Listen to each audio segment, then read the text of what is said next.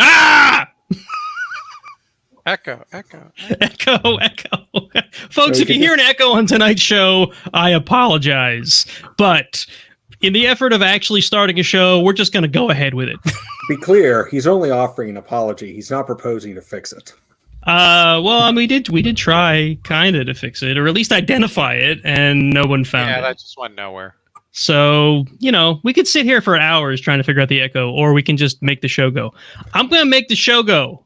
How about we just log it as a bug and then close it with the message errata won't fix in 2 years? Won't fix. All right, I don't here know we go. if I feel personally attacked on that one. Okay. Cannot reproduce.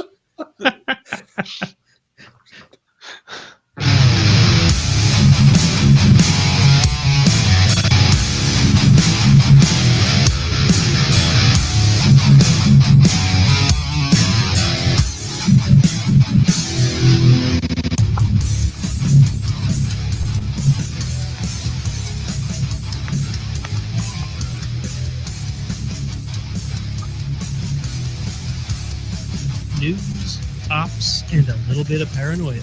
Welcome to the Iron Sysadmin podcast. All right, only slightly late tonight. Welcome to episode 80 of the Iron Sysadmin podcast. I'm your host, Nate, and we have almost all the co-hosts tonight. So say hi to Mark and Charles and Jason, but not Dustin. Is that his name? Was that his name? I can't remember his name anymore. Was it Dustin? Oh, dear. We raise our glasses to you, Dustin. Yeah, well, Dustin's busy with life and whatever. Maybe someday he'll be back. Or maybe he'll just drop in the middle of the show sometime. No, he'll have an excuse of having another child soon. So. Yeah, yep. That's what ruined it the first time. I mean, that's what blessed his life the first time. Hashtag blessed. Hasn't slept since. No, I'm sure he hasn't. So anyway, welcome everybody. I hope everyone's doing well during this socially distant world. And that's what's inspired tonight's topic. We're going to chat a bit about basically how to keep being social while being locked in your house. Through the beauties of this internet thing that we're all connected to. So, this all started as we were going to talk about gaming servers, and then I decided to open that up a bit. So, basically, one way to continue socializing, right, is to slaughter each other online, which is what online gaming is kind of turned into nowadays, right? So tonight we're going to talk about different ways to accomplish basically social gatherings, whether it's gaming or just chat or, maybe some other sort of not so traditional games. And maybe it'll give people some ideas, or maybe it'll, spark something, whatever. So, sorry, I'm just trying to transition nicely into this, and I just can't figure out a way to do that. We're going to talk about game servers first. Oh, my. So, personally, I've got experience, at least recent experience, running a Minecraft server, mainly because I have two little girls who like to play Minecraft. And the reason this came to mind is because literally just today, we're talking about my oldest daughter's birthday. Well, first, my youngest daughter's birthday is coming up in just a few weeks. So we're sure that there's not going to be a chance that we're going to be having a big party at the house or anything, because our state is still pretty heavily closed down. But so we're going to do the usual Zoom party thing that a lot of people are doing right now. But our older daughter's birthday isn't until August. And she's a big Minecraft player. Not big, but she loves Minecraft. She just likes playing it. She's not like some crazy Minecraft wizard or whatever, but she likes to play it and whatever. So we had this neat idea that maybe we'll hold her party on a private Minecraft server. All of her friends can just log into Minecraft, and then they can play around in Minecraft and maybe set up some kind of voice chat through Discord or something. I don't know. We'll find a platform between now and August. But I thought that might be a great way for her to have her birthday party. She'll get to play games. She'll get to see her friends in digital form. I guess the only downside is that everyone's going to have a Minecraft account, which I'm pretty sure is not free yet. When is Minecraft going to be free? Yeah. How old is that game? Why is it not free yet? Well, Microsoft bought it for a couple of $1 billion, so I don't think it's ever going to be free. Never. It'll be for pay until it's gone. I have multiple Minecraft licenses because me and my kids started playing it before it actually even worked properly. So I paid like $10 a pop for them. Yeah, and even now I want to say I paid $15-20 for each of the kids' accounts, or maybe my own account and then my oldest daughter's account. I don't think our younger daughter has her own account yet; just uses mine. So, so yeah, that's aside. So recently, that's the only real experience I have with game servers. Not including things like Quake servers from back in the day. I did have a short stint where I ran a private EverQuest server, which was totally not a thing that Sony wanted you to be able to do. Oh, hell no. You ever hear of Project 99? I think that one's still going live. Yep. Still going strong. Yep. That runs the same server software that I was running. So it's pretty cool. Yeah. Project EQ 1999, I think they call it PEQ. Right. The idea being to just not go past Velius, because for many people that was the best expansion, and Kunark was good, and then things got, nutty. Yeah. Yeah. Nutty is probably a generous way to describe it. Yeah. EverQuest holds a certain place in my heart. That was like the first MMO I ever really played, for probably the same deal for a lot of people. And I devoted a ton of time to that game, as did a lot of people in that era. So this is news to me. I never realized you had played EQ. Yeah. Yeah, I played it back when I was still having to commute from Thomas River to Rawway at screw you o'clock in the morning. Yeah. And so the one night my friend Jim and I we still talk about it. He and I both had to commute to work, and we were in a guild that was on the West Coast. So they, of course, were a couple of hours in front of us. So for us, late was still early evening for them. And I had a human ranger, because I was stupid. Didn't know any better. And I was working on my epic weapon, which I never got. But I decided I wanted to the one guy from the guild is like, I'm taking you to the plains of Karana and we're going to kill that crazed ghoul. And it was crazy, because it was like at 9:30 on a work night, which, like, now who cares? But it was intense. I think I got to bed around midnight that night, and we barely survived. Crazy. I've been through. I played a rogue, right? Surprise. And there's that damn echo again. I hate the echo. Someone, we need to. What? Yeah, right. Anyway, I played a rogue, and I remember, I forget the details even. I remember hanging out in a dungeon hidden at like level 10 when I had no business being there. It was like level 30 or 40 dungeon, because I was trying to get this dagger that dropped off one of the named mobs in there. And basically, it was one of these things that was no drop, right? So people didn't want it. When somebody killed this thing, it would just sit and decay on the thing, because nobody wanted to pick it up because they couldn't sell it. They couldn't use it. Right. So, but yeah, I remember sitting there, because rogue stealth was like the be all end all in Viz in that game. And you could just walk past anything, like any creature couldn't see you. It was pretty awesome. But I remember sitting in that dungeon for like 4 hours one night, waiting for something, like just watching the thing spawn, letting the group that was there waiting to kill it, slaughter it, and then me checking the corpse to see if it had it. Nope, didn't have it. Ah, crap. Did you get it that night? Did you actually get the dagger? I did eventually get it. It took me several days, though. And that was normal. Yeah. And that game had no safety features. We were joking about. We're joking about like enterprise software that lets you blow your feet off. Yeah. EverQuest was vicious. Like, you died, your corpse stayed there in the world where you died, and you respawn naked at your bind point. And your bind point could be literally on the other freaking side of the planet, depending on where it was. And you had a timer before your corpse would decay, and you'd lose all your stuff. And when I say lose, it's not like these kids in WoW today. Oh no, I died after I'm back from the graveyard. But all your stuff's on your ghost. No, every piece of loot that you worked your ass off to get, killing mobs, was on your corpse, and you might lose it. Yeah, yeah, I remember that. It was devastating. The death timer would start counting. It was based on what level you were, if I remember correctly. Right, when you were level 1 or 2, it was like a couple hours, and when you're level 50, it was a couple days or something. Yeah, I remember that. And Yeah, it ran slower when you were offline. Speaking of rogue stealth, I can remember a number of times that friends would literally pay me to go sneak into some dungeon that they died in and pull their corpse out for them. He's not even kidding. You could make bank doing that. Yeah. Not even kidding. Hey, so I see Josh is in chat. Josh, one of our coworkers. Do you hear an echo every so often, especially when Nate is talking? Just give us an echo or no echo in the chat log, because it's been driving Nate crazy. Now, if it's echoing and just he hears it and it's not being recorded, then fantastic. It'll be I'm sure like it's being a bug recorded. in his ear. Yeah, we're not sure of anything around this echo, actually. Yeah. Could you send us an SOS report, please? Yeah, so you ran an illegal EverQuest server. Okay. Yeah, for a short time. Turns out that they require a ton of resources that I did not have.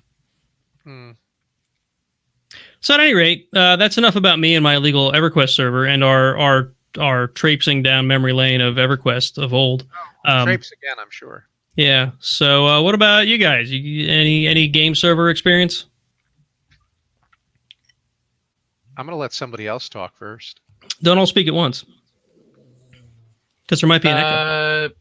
Game server. I mean, I used to run. I mean, they're not really servers, but we used to run Quake and Unreal back in the day. Oh yeah. No, actually, I think I ran a server at one point, but I definitely ran Unreal Tournament headless on some Linux box under my desk at some point. It's about as close to the definition of server as you get. I think that's absolutely a server. No, I'm remembering this now. I did. There may have. How the hell was I doing that? Nate might actually know about this. There may have been I think it was Quake server running on the Exchange server at a place we used to work. That would never happen there. I ran Minecraft for a while too. What a resource hog. Minecraft? I don't know if it's gotten any better, but it just destroyed machines. I run it in a container alongside my Plex server, and I've never noticed a significant resource problem. That's good. Yeah, the kids had me running one for a while, which started out as plain vanilla Minecraft, and quickly evolved into installing Bucket and every Bucket modification under the sun, and it got big fast. But the resource usage increases astronomically the more people get online. Bucket was awesome. That was my first exposure to Jenkins ever, because they would use Jenkins to build Bucket when they'd make changes to it. Interesting. And I ran a Minecraft server on a VM running in Texas for friends and family. The same guy who ran my Neverwinter Nights servers, because I was actually internet famous back in the early 2000s because of this Neverwinter Nights module I wrote called The Land of Nordock, and it became one of the most popular Neverwinter Nights persistent worlds because I totally pulled a Linux thing and I released the module as open source. Like, here, because people would make persistent worlds and they'd run them just on their server and they kept them, and I'm like, nope. Here's the public release of Nordock. Go and host your own persistent world. It was awesome. The people still play it today. It's crazy. Had I known about monetization, we might be. I might not be on the show right now. But that was back when it was considered, bad manners to talk about making money using the internet. So it's funny because when you invited me to the campaign that you started. And the name Nordock stuck out of my head. Right, like, why do I recognize the name of this world? Like, he must be reusing some module I've seen before or something. No, it's because you invented it, and I probably saw it on some Neverwinter Nights server back in the day because I used to play Neverwinter Nights on persistent servers all the time. Yeah. So I'm Rick Term, man. Before I was Uncle Mark, I was Rick Term. That was the Rick Term's Retreat was the original Nordock servers. Is that like X-Term? Sorta, except I'm not translucent, nor can you type on me. So, fun stuff. So, I guess Speaking of game servers, that's kind of another way. Like, you don't have to run the game server yourself. You can certainly be using some other persistent world elsewhere, like every MMO on the planet, right? Right. And so there's some other, I think what a lot of people do nowadays, I jotted in the show notes, Arc and Atlas, which are both written by the same company. Arc actually is decent, and Atlas was a piece of crap when they released it. It was a a pirate themed game based on the Arc engine. But Arc is basically it's this you end up it's a science fiction thing, but you basically spawn naked and have to like collect resources and sticks and rocks and stuff like that. And meanwhile, there's dinosaurs and other creatures running around that you can tame and eventually ride. And you have a whole tech tree you can develop down, up to electronics and modern firearms. And so people, you can play Arc solo, right? You can have someone act as like a host on their PC, or you can stand up an Arc server on, I think, either a Linux or a Windows box. And then there's companies that will host for you. So if you don't want to go through the rigmarole of running your own Arc server, you can just pay someone like $10 a month, and they'll host it for you in a server farm. Much like people. But my friends and I, for a couple of months, rented a private BF 1942 server when that was an awesome game. If you ever played that one, one of the shooters. Unfortunately never really got into Battlefield, but I had some friends that were really into it, and it almost makes me wish I had, because it looked like they had a ton of fun playing that game. Yeah, well, 42 is where you actually you could jump into tanks, you could jump into planes. It was not just foot soldier. Yeah.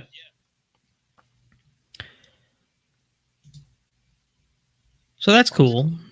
So there's probably a number of games that fit a similar model. I know there's a bunch of services online. I can't think of a game in particular at the moment that'll do a similar thing, where you pay them a couple bucks a month and they'll spin up basically a clone of whatever game server it is that they're selling. In the cloud. In the cloud for like minuscule amounts of money. I've seen these things for as low as like $2 or $3 a month, for low end stuff. But so yeah, what about other methods of just basically keeping sane and keeping up a little bit of socialization? I threw together a basic sort of outline here, covering like text and chat systems and video chat systems and other sort of socialized games. So I don't know if you guys have anything else you wanted to roll through, or if I could just sort of hit them one by one here. I don't know. Yeah, the other stuff that I've been doing is on that list. So same. Good then. So believe it or not, I've had very, very little exposure to the chat platform known as Discord. I've always used Slack because that's what I was introduced to. What's that? You said Discord. You mean Discord, right? Discord. Anyway, Discord. Discordy.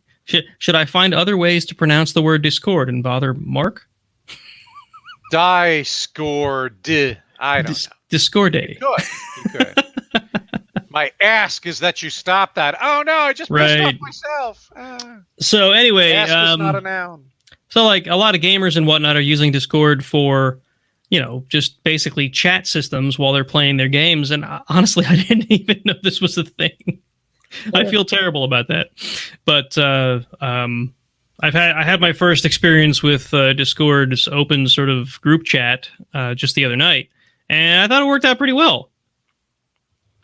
So, yeah, I use it for a couple of different gaming gaming groups. Just because some games have their own built-in chat systems, but you don't really want. I've never really wanted to screw around with them. It's easier to just keep Discord running in the background. Just use that instead, and it's honestly got the best push-to-talk capability of any of these chat systems, and that's really helpful. Yeah. Especially if you're playing with somebody who's, say, gaming and they're not using a headset, and so you will hear their game while they are chatting with you.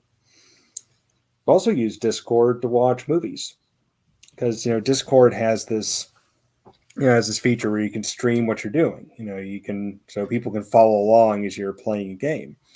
But let's say if you happen to have a movie, you could say fire it up in VLC, stream VLC instead, and then you invite your friends over and you can do a little movie night. That's a cool idea. What is VLC, Charles?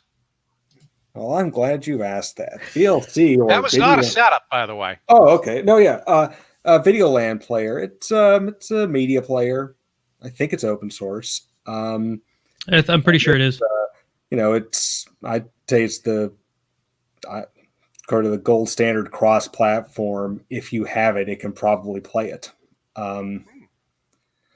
I've done some pretty cool things with VLC over the years because it too has the ability to just randomly stream content to some other location. And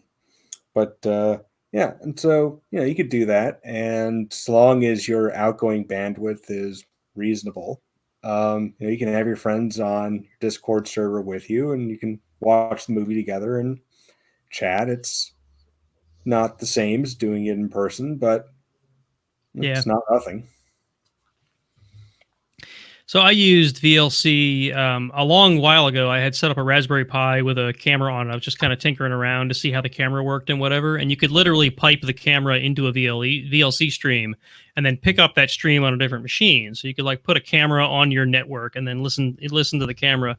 It's really just kind of an experiment. Charles, maybe you remember when we first moved into the Alpha building when I worked with you, I had set up that camera that looked out the window that was next to my desk. I don't know if you remember any of this, but yeah, I had set this up and I was basically looking down at the street. It was kind of fun. It was kind of fun to just kind of but that's one of the things you can do with VLC. It's not just a media player. It's literally you do all kinds of cool stuff with it.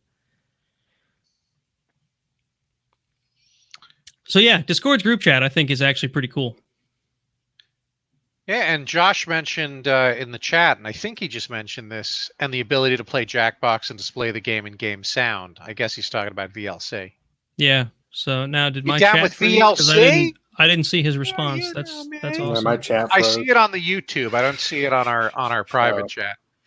All right. So see, I was really considering paying money for StreamYard, and every time we have a show, we run into these weird problems. That just makes me think, you know what? I'm not going to do that. StreamYard disappoints once again. Yeah, I wish there was another Perhaps option. Have to pay respects for StreamYard. I wish there was another option for this. So I guess that means I have to go to the YouTube so I can see the chat. Which is not a big deal.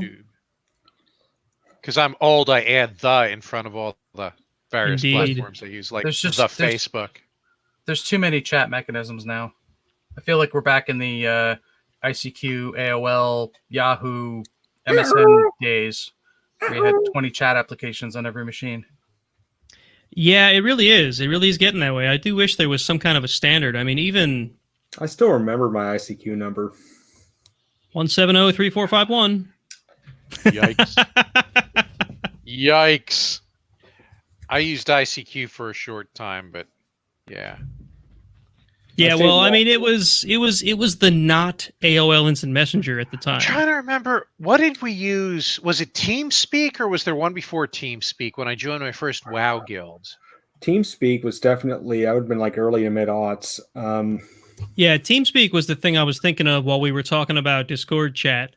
As a predecessor, right? It's same basic idea. I had to do this horrible hack back when I was playing original StarCraft with friends, and this was it's 2007, 2008. We were back playing original StarCraft, but I was running Linux. More pylons. Well, I was running Linux at the time, and so how did I do this? Because I had to run everything in Wine, but you also had to get around StarCraft's networking. So you had to run Hamachi VPN. So I remember Hamachi. So you're on the same so you're on the same private network. IPX over TCP/IP, right? Yeah. So I was running that, and so I was running that and StarCraft, and I think TeamSpeak all in Wine. So when we were going to play, I'd be like, okay, you got to give me 20 minutes because I got to run all these scripts and got to spool everything up. But it worked, and then I got my ass kicked because I was never particularly good at StarCraft multiplayer. But you ran all the services. My kids still use Hamachi. Hmm. Much to my dismay.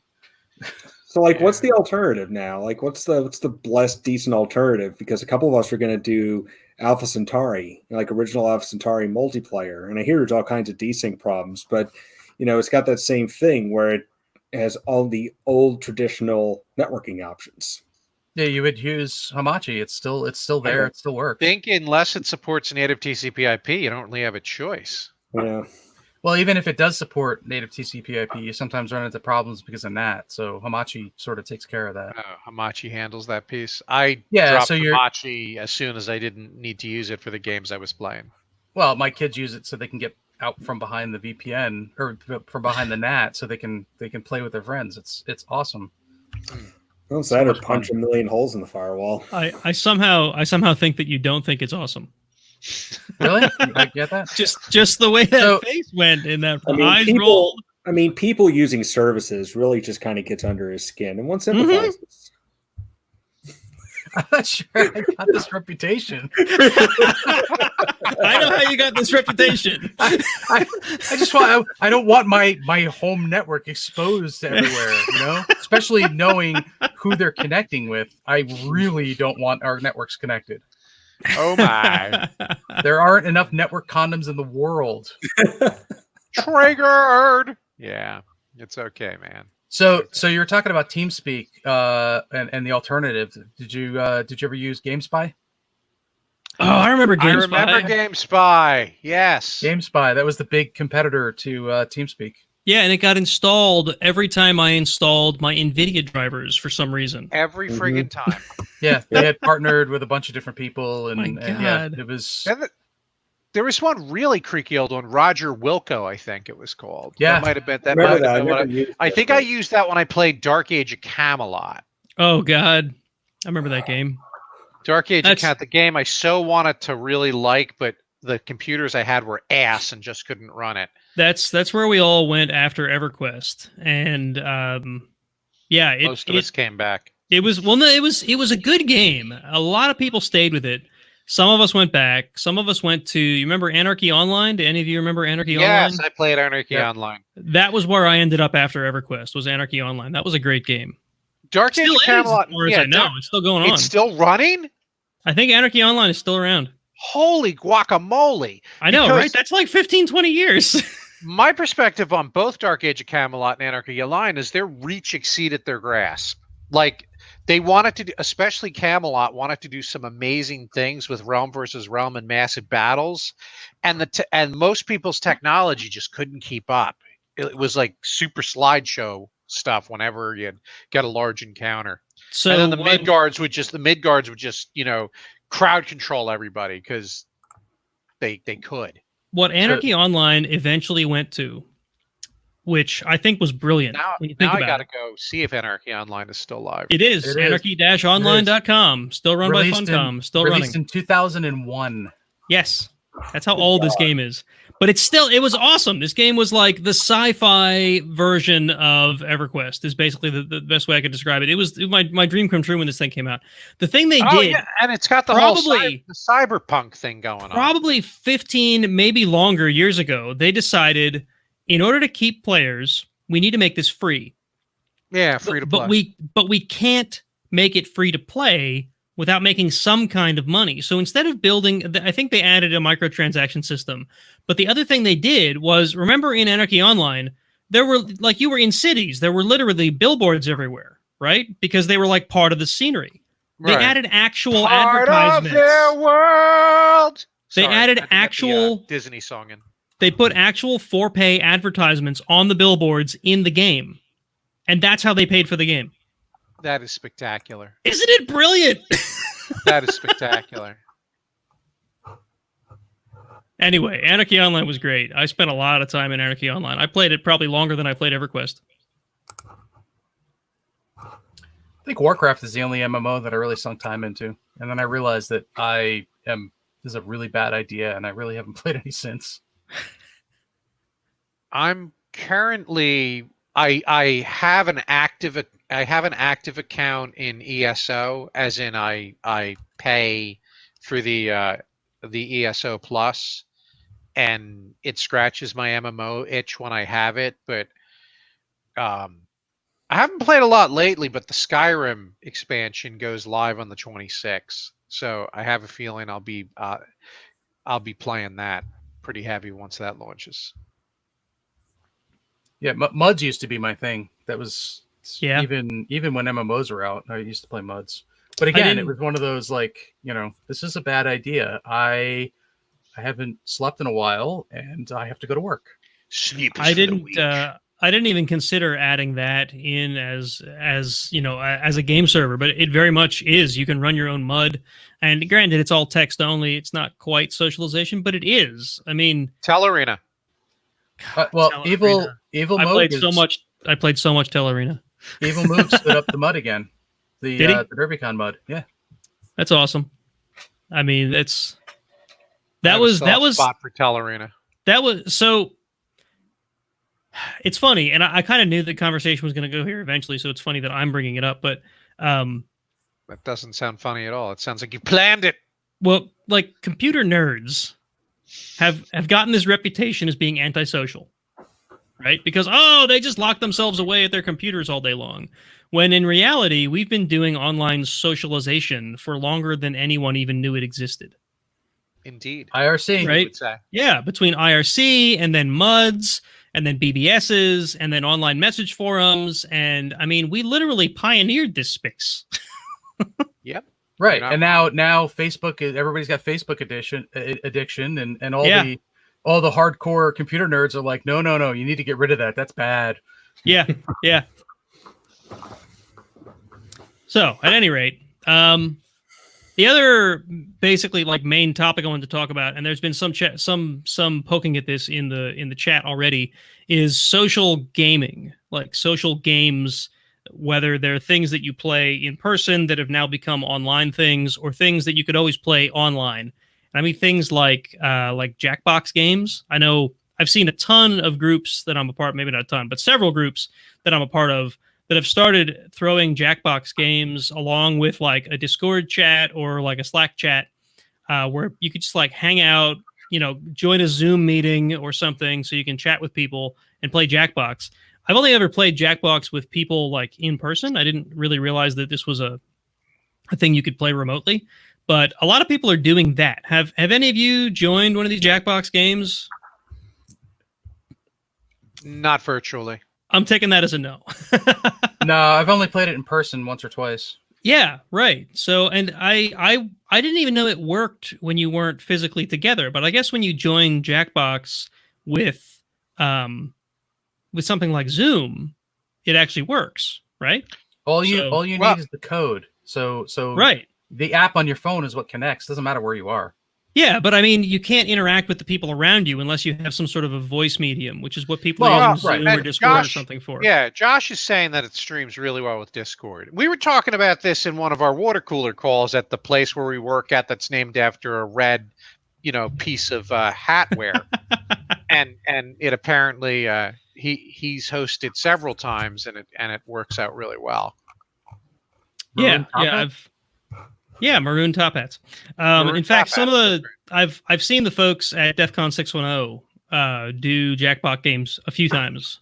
So that's really where I noticed it. But I've heard of other people doing it. It seems like it's actually turned into a kind of a common thing in this time where we can't go see each other in person. In this challenging time. Yeah.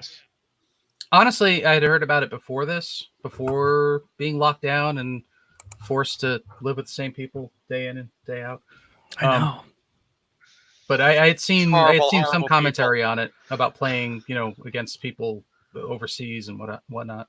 I think some streamers would do it and let hundreds of the audience participate too. Yeah. Really? That sounds interesting. Yeah. Yes. How well does Jackbox scale to that many people? So I think you can have a core group of up to a reasonable number of players, and then once you go past like player 12 or whatever, depending upon the game, you have a slightly different role. I've never tried. I don't know. Huh, but I think the way the streamers did it is they just put the code up on the screen and it was first come, first serve. Yeah, that would be a streamer thing to do. Yeah. too. Yeah. Watch your viewers fight to the death. Is that what you mean? Right. Yes, that is a very the streamer pain. thing to do. Yeah, To the they fight pain. To the pain. Yeah, come be my content and pay me for it anyway. Yeah.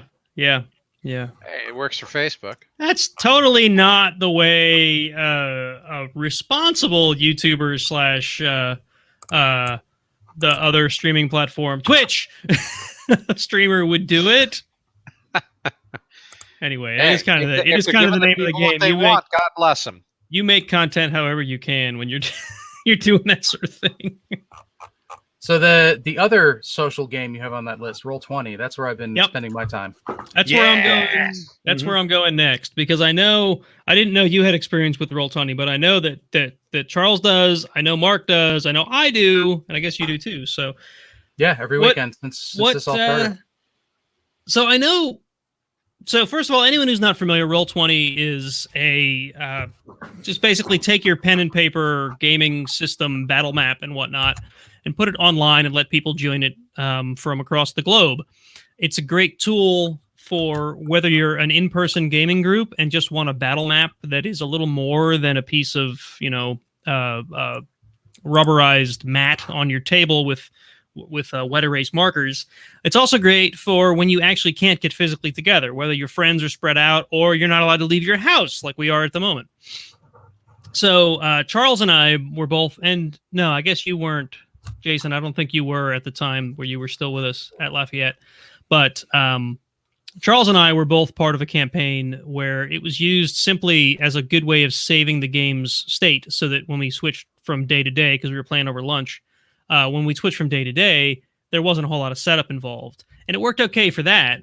And only just this past Tuesday have I used it in a case where I'm actually, like, the players physically aren't together. And I thought it worked pretty well for that as well. Now, I know a lot of gamers, a lot of pen and paper gamers, like hardcore D&D players, some of them really have some problems with Roll20. So I don't know. Converse. I've gone on and about Roll20. Like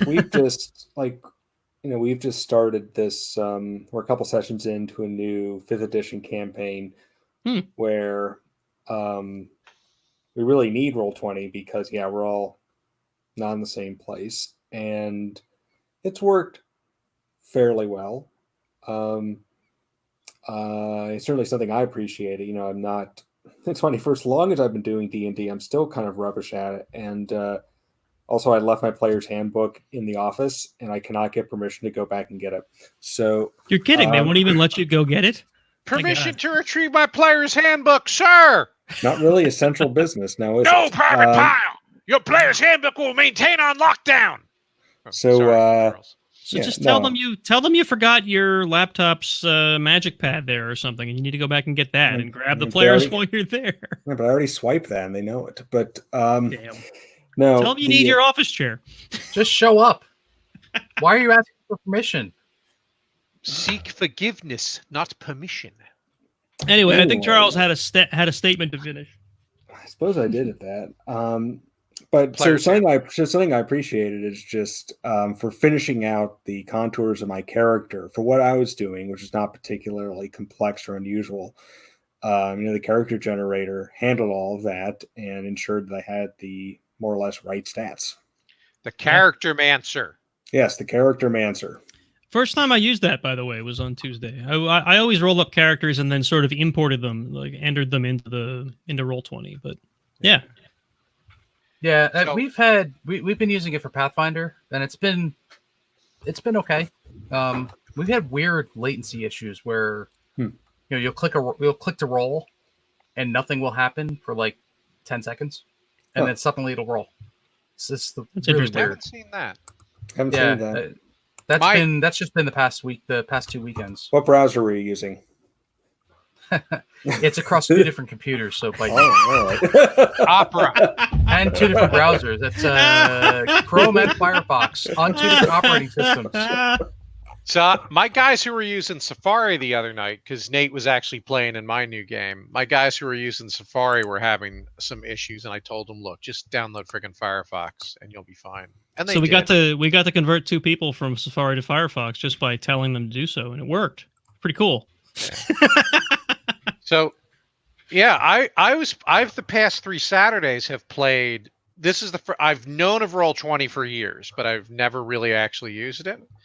And a scoutmaster who I met in a training course some years back, turns out he's a really heavy duty gamer. So he lives up in Stroudsburg, near me in Pennsylvania, and I go to some events he sometimes has. But he was firing up a new D&D campaign, so I'm like, yeah, I'll play. Because my son and I would occasionally go play with him. He would host games in a conference room in his office building on Friday nights sometimes, and that was awesome. But what was my point here? So I've been playing a few weeks as a player, and I'm like, this is kind of cool.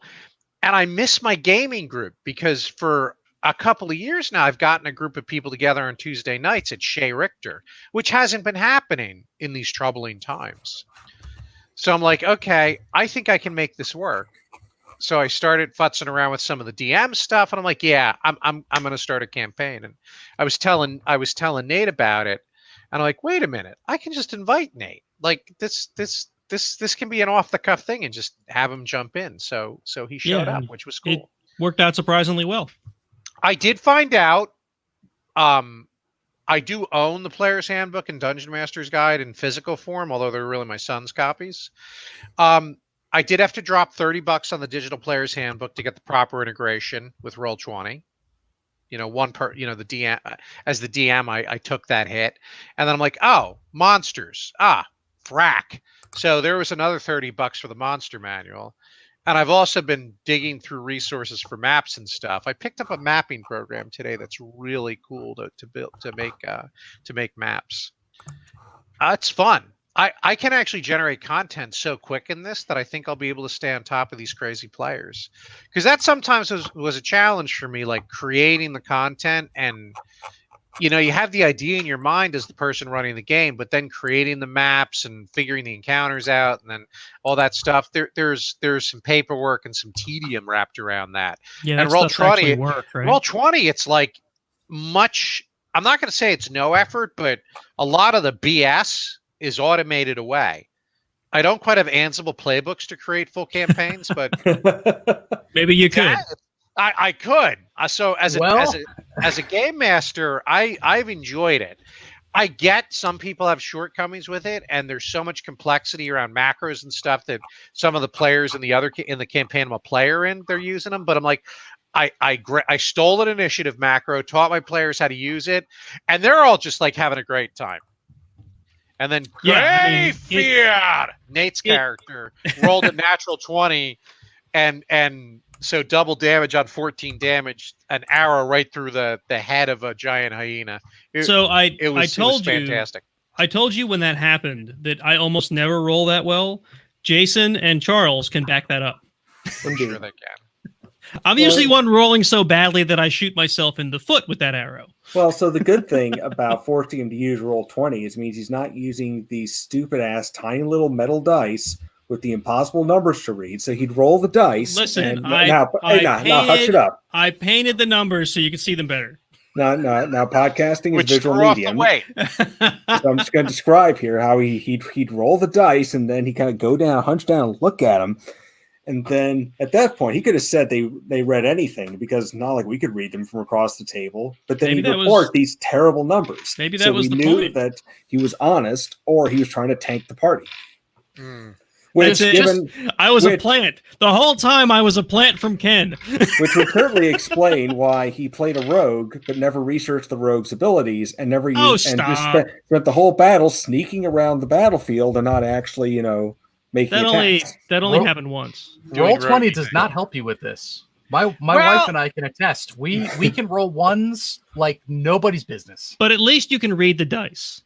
You can read the dice and Roll20, because I have a lot of players who are novices. I mean, they've played D&D for a couple of years, but they're a lot of them are at beginner level with the mechanics. I love that Roll20 has all the stuff literally at their fingertips. Yeah. Where we're not, oh God, I got to pass the player's handbook friggin' again because we've forgotten how the spell works. No, it's right there. So and if you want to go completely and totally overboard, Roll20 has a very large API, and you can actually write code to do craziness with this. But can you script it with Ansible? Yeah, probably. It looks spectacular. I'm at the. I'm actually a subscriber now. I'm the $5 a month subscriber. Because honest to God, I don't care if this lets me run my game night most Tuesdays of the month. It's worth the money I paid for the digital copies of the books, and it's worth the $5 a month because it's awesome. They're doing the Lord's work creating this platform, and it looks like it's matured a lot since I first looked at it. So that's I think it felt like it matured a lot since I played it only several months ago when I was playing with the group that Charles is still part of. So I mean, they're apparently improving it frequently because it feels better even just since then. So what I liked during your game Tuesday was it felt like most of the people, or maybe all of the people in the game, had no idea how to use Roll20 coming into that, right? And they all picked it up very quickly, and the game just started going, right? Well, that's because I'm a talented friggin' TAM, and I'm very good at introducing people to technology. That's it. No, that's what it is. It was intentionally what I called Session Zero, with the idea that hey, we were going to spend half of the session just learning the platform. Yeah. And I didn't try and teach them everything. You know, like I assigned that they picked their tokens. I assigned their tokens. Then I threw the tavern, and I'm like, okay, here's how you put your token on the table. Okay, everybody can move their tokens around in the tavern, and that's how you do this, and that's how you do that. And it worked out pretty well. Yeah, I thought it did. Went pretty well. Yeah. So if you need me to be a role-playing TAM, those services are available too. Maybe that'll much cheaper than paying for me as a platform TAM. Maybe that'll be your after retirement career, right? Maybe. I've always said an after career after they've retired. Maybe that'll be that. You'll be a Roll20 TAM.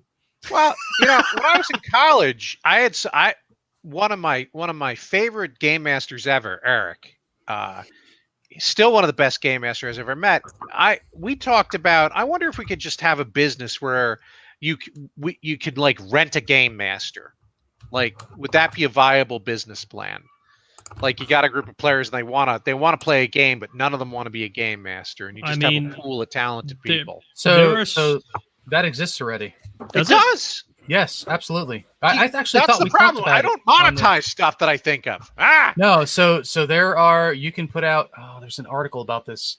I want to say I ran across it last year. I could have sworn we talked about it on the podcast, but you can. There are professional game masters who put out advertisements and everything, and for $500 they'll come and run your game. Interesting. And they are making enormous amounts of money. Well, I mean, a quality DM is not always an easy thing to find. No. I feel like I've lucked out, and I've played with a couple of very high quality DMs. I've played with a couple that were not so great. I think we all have. Yeah. So finding a good one is sometimes tough, and that might actually be worth it for someone who wants to put up that kind of money. Well, you have a party of 5 people to play a game, it gets cheaper. So is that $500 a session? It varies. If I can find an article on it, I'll throw it in the notes. That's fascinating to me. I would love to read that. That's cool. I see this ad come up. Should I be a prostitute or a game master? Which is more profitable? I've been seeing an ad come up on one of the social platforms that I'm on every so often. It's actually from, I think, Wizards, and it could be an ad for exactly what you just described, because like the tagline is, "Oh, I can be your game master." I don't know. Yeah, I just dropped it in the chat. There's a Bloomberg article from last year about how to be a professional Dungeons and Dragons game master. Interesting. Which chat? The private chat. The private chat. I'm gonna throw it in the notes. I was gonna say I'll copy it and throw it in the notes, but you can do that. Sweet. Yeah, the notes would be good. Or make sure we put it where our viewers can see it. Yeah. Listeners. Well, the notes go to the listeners. That's right. Yep. It'll go to the listeners once I post. Shut up, noob co-host. We know what we're doing here. Okay. So, at any rate, I think we've covered the topic pretty well, unless anybody has like an extra thing they wanted to throw in here. But basically, I feel like games like D&D are like they're the father of these sort of social games, and the fact that we're able to play them online while we're all stuck at home, I think, is great. I gotta tell you that even once these trying times are over, I seriously am going to think about taking this campaign I'm running and continuing it. Probably have to move it to another night, but because it's fun. Yeah. I've seen a couple game developers, like just normal tabletop games, that have come out with modified rules for playing the games over like Zoom. So That's cool. The one that jumps to mind is the guys who made Exploding Kittens and Bears versus Babies, I believe, put out a set of rules so you can play it online. I own both. And Bears you know what? versus Babies It works is in their fuzzy favor. box. It works in their favor because everybody who plays has to have a copy. Yeah, that works out for them. How's that even work? I should check those rules out. They have the rules for it. I haven't tried it, but they have the rules set up for it. That's cool. So this actually brings me to the sort of the final point. I don't know if anybody has an answer to this, but does anyone know if there's actually a competitor to Roll20? Is there anything else that does this? Or are they like the only ones in this space? Google Wave did this, right? Charles is laughing. I don't even know what Google Wave is. Way back in the dark ages when Google had yet another app that they created and just killed. When the hell was that? No. Oh, so this has a Lafayette connection. Yeah. So Google Wave was like a real-time chat document thing that they created, and one of the biggest uses for it that I had seen online was that people were using it for running games. That's cool. We tried to use it to manage one of the first Moodle hack docs. It was at Lafayette back in like 2010, and Wave, I think it was Wave, had launched like right before it, and so we tried to use it, and it just completely fell down. Like it did not work at all, and we just got more and more frustrated. So as the conference went on, and we were trying to use it as a collaboration tool, and just. So was it effectively trying to be the predecessor to Docs? No, it's kind of. Docs existed in 2010, I think. I'm not sure what Wave would have done. I'm having a hard time imagining. I'm wondering the same thing. Wave was trying to do. I think Wave was before Docs was multi-user. So like. Docs existed, and it was only the doc that you could edit. But Wave sort of introduced. Wave is like the beginning of having multiple people in the same document editing at the same time. And apparently it was terrible at it. So Josh, our listener, I know he's not our only listener, but he's our live listener now who's talking. He's the one chatting. Tabletop Simulator on Steam, which I do own, and it does work in VR, by the way, is in a similar space of Roll20, although obviously completely different concept. It's attempting to simulate the physical tabletop, and you've got the tokens and the pieces and all that stuff. Roll20 doesn't go that crazy, although you can turn on 3D dice. Ooh. Which we might 3D dice. Yeah. So the Grey Fear can see his critical 20 land on the table. In a way, you could say that Neverwinter Nights tackled this because you could create worlds and DM them in a real-time way. Absolutely. A lot of people, the original intention for Neverwinter Nights was, the DM would create a module and run the monsters and the NPCs, and the players would play it like a conventional module.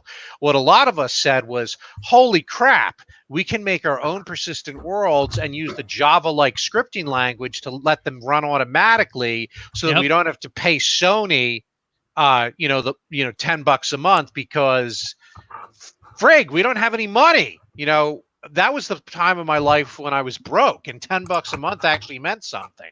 Yeah, well, we actually tried. I was playing with a gaming group at the time, like an actual in-person tabletop gaming group, and I tried to convince everyone, like, hey, why don't we try to build a module in Neverwinter Nights, and then we can play it together that way, right? And everyone balked at simply the price of buying Neverwinter Nights because everyone had to own a copy of the game.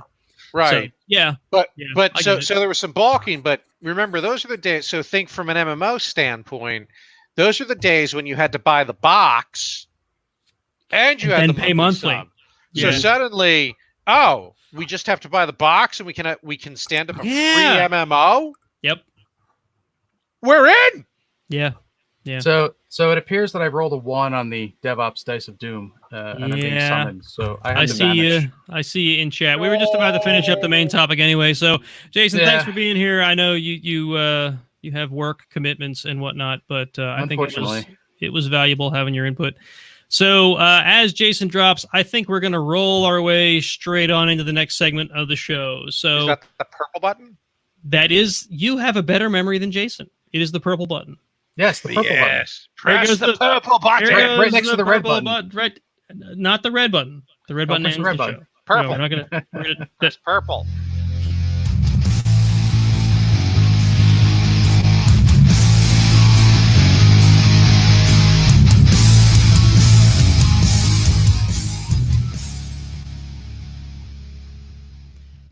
So that was fun. A little more of a whimsical topic than the usual heavy operations-focused sysadmin topics that we might try to tackle on this show. I enjoyed it. I enjoyed it as well. And Josh, I realize you are bailing. Good luck on your quest of parenting. That's a bad reason. Yeah, I know. The kid will change its own diaper, or I don't know how old your kids are. The kid will do whatever it needs to do on its own. It might not perish. We do not know for sure, but it will most likely survive. So, anyway, in the line of announcements, I have our usual patron updates. We have 14 patrons now. We actually gained, I think, 1 since our last show, which is awesome. So, we've got, in no particular order, Andy, Jay, Mark, Julius, that's Mark with a K, Julius, Sog WTF, which used to be Captain Sog. He changed his name. I was wondering where the captain was. Yep, the captain is now Sog WTF. He retired from service, and now he's a civilian again. I guess. Mark with a C, hi Mark. Hi. Charles, hi Charles. Linux X6 Sys666, who's been not a contributor, but been following us and chatting with us on Twitter for probably several years at this point. Ryan, Gimpy B, Jason, who's not that Jason, John, 22532, and Dementor, we had on the show a couple months ago now. So those are the current patrons. I'm trying to remember which is the latest. I think one of the Marks was the latest. I don't remember now. Anyway, the latest. No, it might be Linux 666. Anyway, so these guys are in no particular order, is what I'm hearing. Indeed, they're not in order of like. So when someone becomes a patron, you just throw them on the list. I export the list from Patreon. The order that it gives it to me in shows up in the show notes. So the order is Discordish. Discordish, sure. I don't know. I'm stretching now. But at any rate, thank you guys for being patrons, and we appreciate the contribution to the show. Thank you, fine people. Speaking of contributions to the show, we don't have any new reviews this month or this week. These 3 weeks. It's been 3 weeks since our last show. So if you guys want to give us feedback on how we're doing, please feel free to leave us a review on iTunes or whatever platform you listen to us on that allows for commenting. If you feel like we've missed your feedback and you want to hear it read on the show, just let us know. Either ping us on Twitter at Iron Sysadmin, or you can send the show an email, podcast@ironsysadmin.com. And that about closes up the announcements. I don't have any news on any upcoming events because they've probably all been canceled anyway. Womp womp. Womp womp, indeed. So, that moves us into chat. Charles is back. Charles is back. I didn't even realize you walked away. Raptured. I never left. I didn't think you left because I couldn't see this window because I was busy reading through the patrons and stuff. He was always here in our hearts. Indeed. Oh, sorry. It's It's the Lifetime movie episode of the Iron Sysadmin where they discover that Charles had always been with their hearts. Ay, ay, ay. Ooh. And there was a dog. I don't know. Well, there's got to be some lovable pet in a Hallmark movie, right? Absolutely. So, at any rate, I got a new monitor since our last show. It's pretty cool. Yeah? Yeah. Nothing like crazy fancy, just like within the range that Red Hat would reimburse me for. So it's not like a big fancy monitor, but it's bigger than any monitor that I had, which is good. But then I had the problem where I have only so big of a desk and it would only fit the laptop plus one monitor. So I had to figure out what to do with that. So I spent about a week where I had more monitor than I had desk, and it was very crowded and cramped, and I decided I couldn't live. Yeah, I couldn't live that way. So I got one of these stands that mounts to the edge of the desk and holds up the two monitors, which they're of different sizes. So it looks a little lopsided, but it works out okay. And I got to say that I don't know how I lived without one of these stands for so long. It's awesome. It opened up so much on my desk for me. I have so much more room to do things like set down pens or my drink or like a notebook or whatever, which all felt so crowded before. Maybe part of that is because I cleaned off the whole desk in order to set this all up. I don't know, but so we'll see. We'll see how that sticks in a couple weeks if my desk just becomes just as crowded as it was. But I do have a lot more desktop area now, and it's really great. I really like it. I'm gonna side bet on yes on that one. Yeah, eventually it'll be a crowded mess. Follow that up. It'll be a crowded mess. But Awesome. I did already put the companion cube back on my desk. Oh, nice. Anyone who's played Portal knows what the companion cube is. And I do already have the model of the Millennium Falcon back on my desk, which is good, and my little Jeep. So all of the important things are on my desk again. So it's feeling all good. Things that tingle in the cockles of your heart, as Sabretooth would say, perhaps Indeed. even in the subcockles. Hey, he typed it. I'm just repeating what our viewers are saying. So, at any rate, that's what I've had going on in the past couple weeks. That and, staying at home and finding things to do.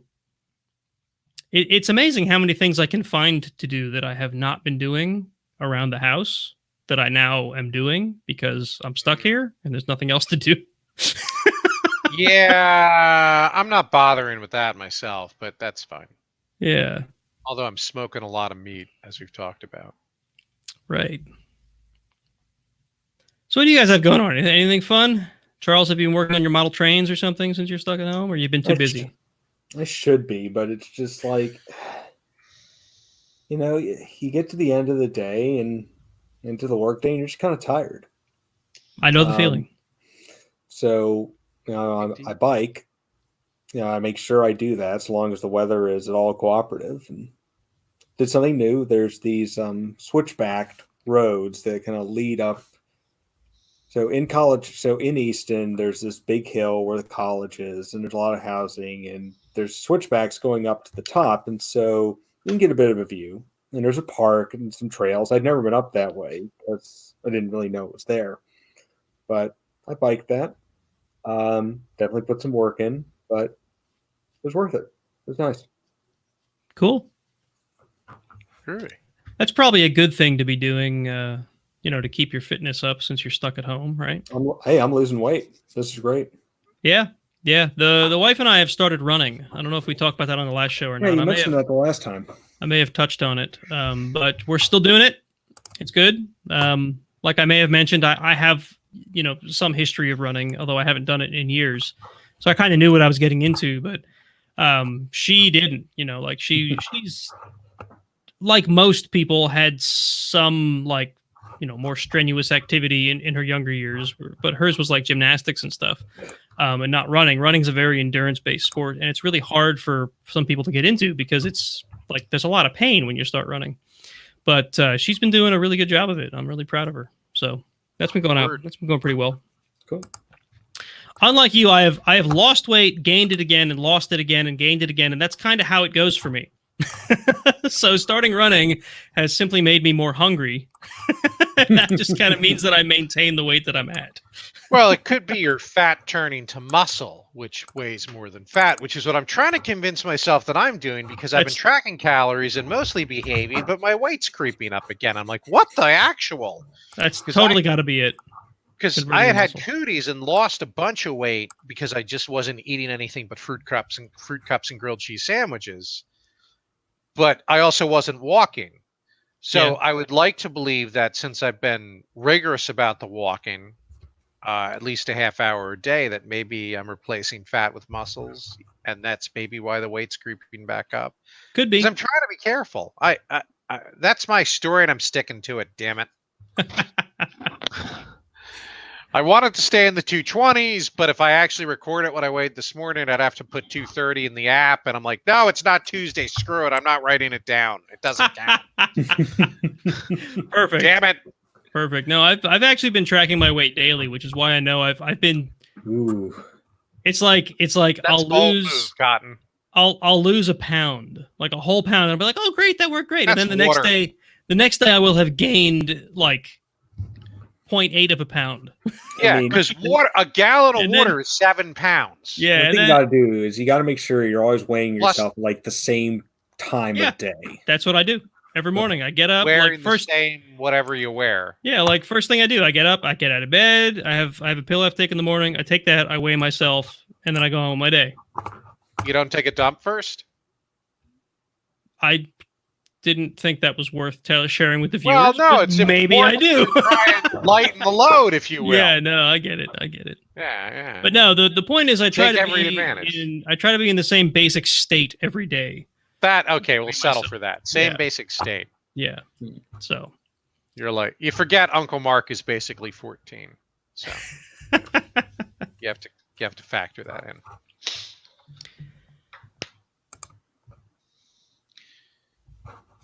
So My at any son- rate, My son is learning that building some homebrew stuff can be difficult. He actually invested in all the parts and stuff to build the Minty Pi, which is a Raspberry Pi Zero, I think it is, the Raspberry Pi in an Altoids box that runs RetroPie. oh And nice. it ends up looking like a little Nintendo handheld thing. But he screwed up a ribbon cable, like when he was assembling it, and he was pissed. Yeah. And I get that because I have you know when you're working on a project and you're like, okay, it goes this way, and you double check, okay, I'm putting it in right? No, you put it in wrong. And then it was even- backwards or upside down. And then it's enough that it screws it up. So the replacement ribbon cable, the guy was sending him a replacement for $1, and he got some stuff today he needed for it as well. So he was pissed though. He was upset, and I'm like, well, dude, because I think he's sometimes not used to adversity as well. No, believe me, I get it. I've done stuff like that where you're in the midst of a complicated project or even a not so complicated project, and like you triple check something. You know, and right, like And you're running the still do DB it command backwards. against the right machine, and you Right. did. And then all of a sudden, the production thing goes down, and you're like, Yeah. oh wait, but I double checked it. Why? No, this was right. Yeah, it was right. Why did it break? It must be the computer's fault. So those are always interesting exercises when as a parent, especially if you tend to be a little too overprotective, which we probably are with him sometimes. But he's like me sometimes in that he's not patient. And I know what happened.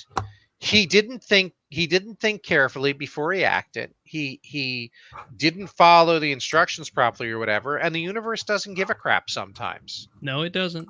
And he learned.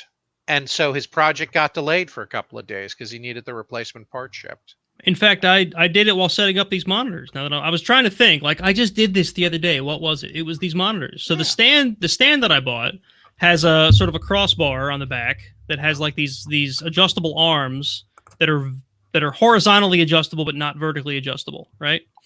The two monitors I have, these things bolt to the four holes on the back of the monitor, right? Well, those are at different points on the two monitors. One of them's lower than the other, right?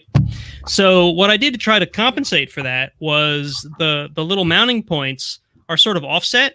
So I flipped one of them over to try to move that monitor up a little bit or down. I forget which one it was now, to try to compensate, right, for the fact that they were uneven. And I, like, 3 times looked at the back of the monitors, looked at the arm, looked at the back of the monitors, looked at the arm, swore I was flipping the right one. And I didn't. I flipped the wrong one. And then I got the monitors on, and instead they were just further out of whack. Yeah. And I had to take the whole thing back apart again, flip them both over now, because now the one was upside down and the one was where it was supposed to be, but they both had to be the opposite direction they were, and then put them back together. So, yeah. I've been there. It was quite frustrating. I also cut my finger open, which was really annoying. But at any rate, I have to screen cap that we started streaming 69 minutes ago because, again, I'm 14. Oh, good. But now it's 70 minutes and 25 seconds. It is, but I screen capped the 69, so. So speaking so I wish my son success at that. Yeah, it should be cool. It should be cool. I've built awesome when it's done. I built a RetroPie on a Pi Zero, and I have to say I was a little bit underwhelmed by the performance. So hopefully he doesn't try to play anything that's too intensive. He's gonna be playing some of the old school Nintendo stuff on it, so I think it'll be okay. He's not gonna be trying to play. He's not gonna be doing like the heavy lifting arcade games. Yeah, like MAME stuff just didn't work on the Pi Zero. He's not doing MAME. He's doing more like the old school Nintendo stuff. That dude loves his classic Nintendo stuff. That's cool. That's cool. Yeah. All right, so I guess we'll move along into the news, unless anybody had anything else they wanted to bring up in the chat section. No, I think we're good. Good then. Let's hit that button again. Which button is this? The same one. It's the purple button? Indeed.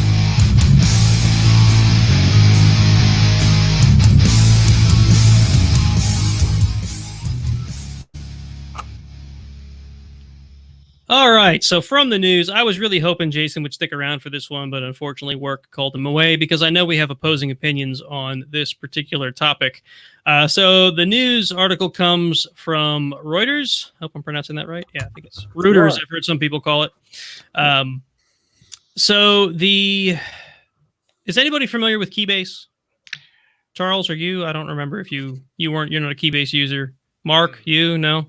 No, I've only heard about it since this whole stuff started, and then some of our coworkers were yapping about it, and I'm like, I don't know what they're talking about, so I got bored and played Animal Crossing. So I don't want to get too deeply into this particular article or whatever, but I do want to give a rough description of what Keybase is. So many years ago, maybe 10 years ago, might be a little less, this service showed up called Keybase. Mm-hmm. That so if you're familiar with how GPG key works or PGP keys work, you've got a public key, private key. You can share your public key. You can encrypt things. Like SSH. Yeah, it's really the usual public key infrastructure. Yeah. Here's the public key, and I keep the private key secret close to my heart. The message gets encrypted with my public key, and only my private key can decrypt it. So GPG, GNU Privacy Guard, has been really popular amongst a number of communities, especially the open source community. You can encrypt your emails with it. You can do all kinds of stuff. It's like the accepted standard. The problem is, how do you share your public key? You can physically share it with people or whatever. And how do you validate trust? How do you validate, yes, this is in fact my private or my public key, right? There's key servers that exist, but they don't really put any validation in place. What Keybase did is it tied together a GPG key store with a validation system, with a way to validate your identity. And what they would do is similar to if you're registering your domain with Google, for example, or if you're setting up something where they need to validate that you own a thing, they'll have you do things like, okay, you claim that your domain is ironsysadmin.com, but if you really own that domain, that means you can make changes to the DNS records. Put this special DNS record in, and then Keybase can validate that you own that domain or whatever you're working with, right? Right. And the same thing. Sense. The same thing goes with is this really your GitHub account? Is this really your email address? Is this really your Twitter account, right? You could link all these different things. And then Keybase would use that as a way to prove that this GPG key is in fact yours. And that's how they started, right? And then once they got further along, they incorporated things like a fully end-to-end encrypted chat system and an end-to-end encrypted file sharing system and a number of other neat little add-on services that would all depend on on the GPG key infrastructure, right? You'd encrypt things GPG, your public key would let, sharing your public key with people would let them decrypt it. Or not exactly that, but signing it such that their private key can decrypt it would allow them to decrypt it.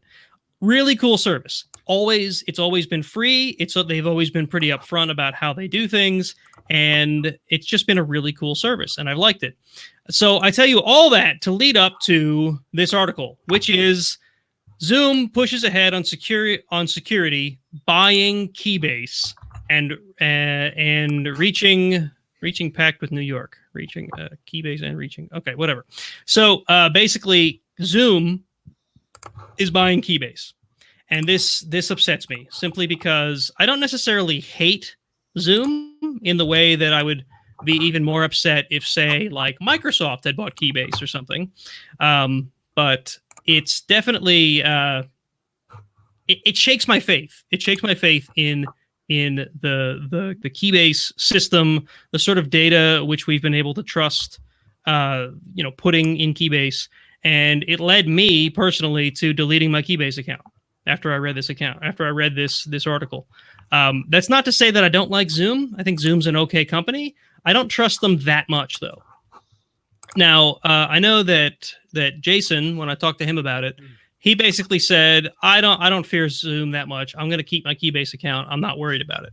And that's up to anybody who's using the service to decide, yes, I like Zoom. No, I don't like Zoom. I don't trust it anymore, or whatever.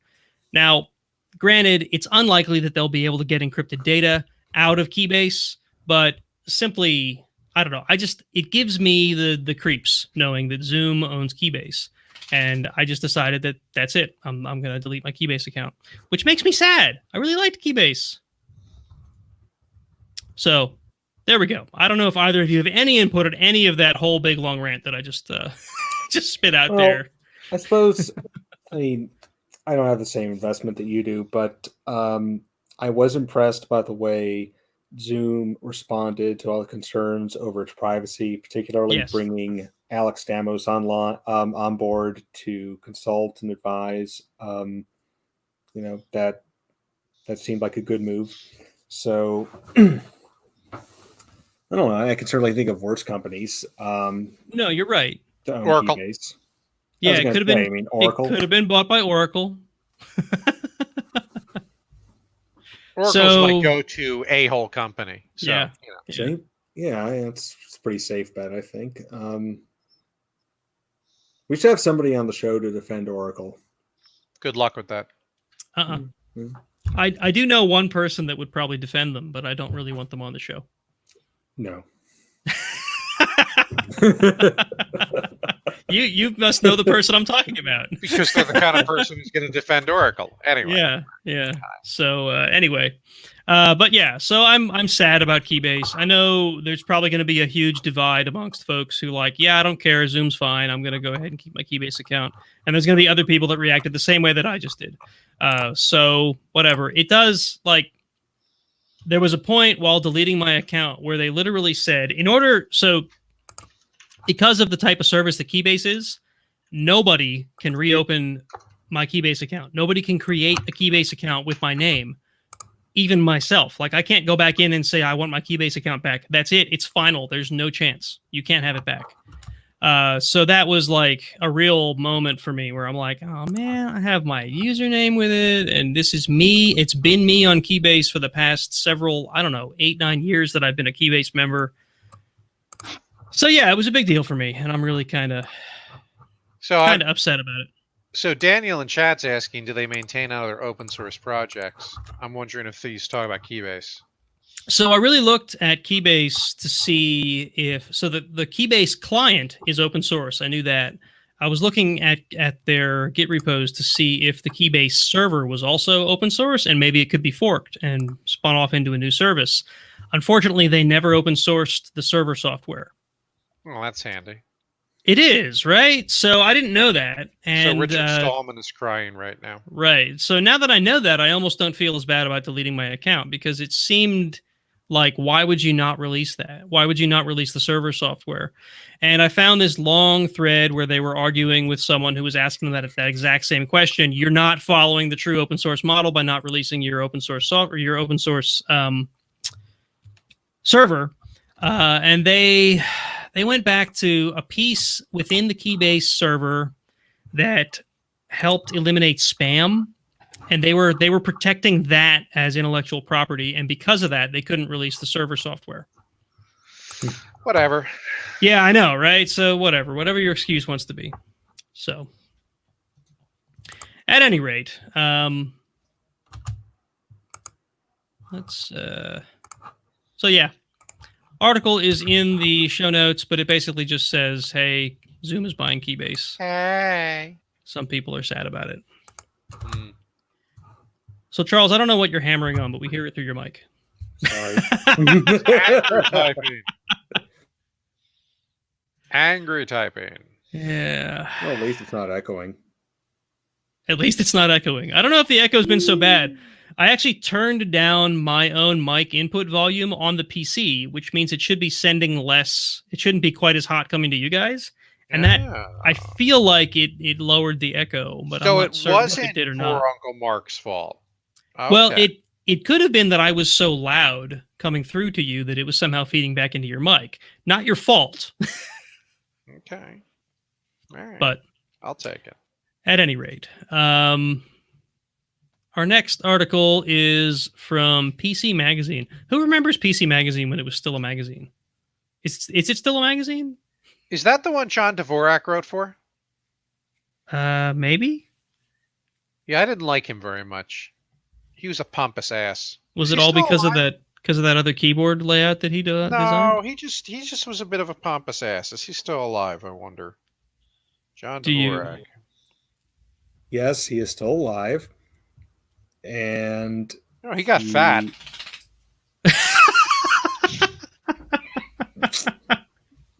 He wrote for a number of publications.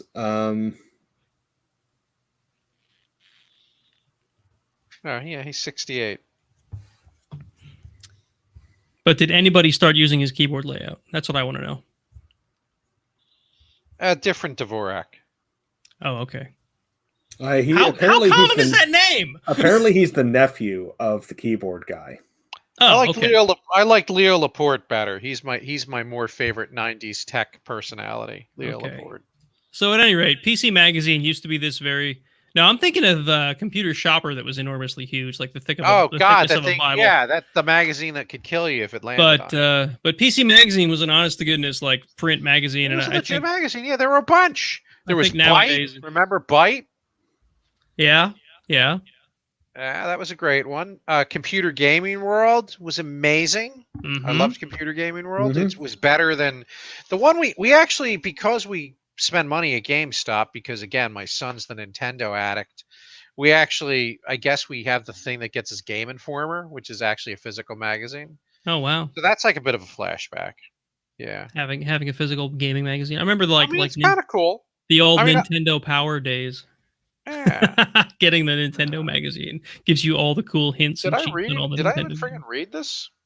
Probably not. No, this is about the new WoW expansion that I'm absolutely not going to buy. Of course not. But at any rate, the article from PC Magazine that I was trying to tell you all about, and this literally came across to me from somebody on Facebook who's like, all these silly coronavirus measures are stupid. But I thought that the article itself actually had a bit of useful information in it. So the title of the article is "Here's How Contact Tracing Will Work on iPhones and Android Phones." And by contact tracing, I don't mean like your phone's contacts. I don't mean like people that you have in your contact list. I mean the contact you've had with other people. And this is why I thought it was interesting, because it really scares me that this is a feature now in both Android and iOS, or at least it will be shortly. Both Google, the people who make Android, and Apple, the people who make iOS, are working to create an API within their operating systems that is opt-in, by mind you. So that's important. It's not on by default. It's something you have to turn on. For now, it's opt-in.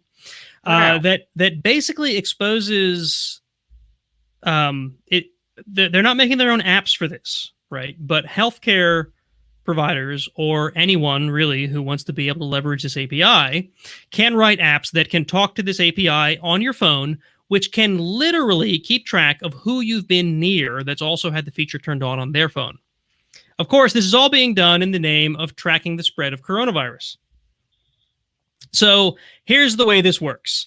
There's basically a Bluetooth beacon that will be running on your device.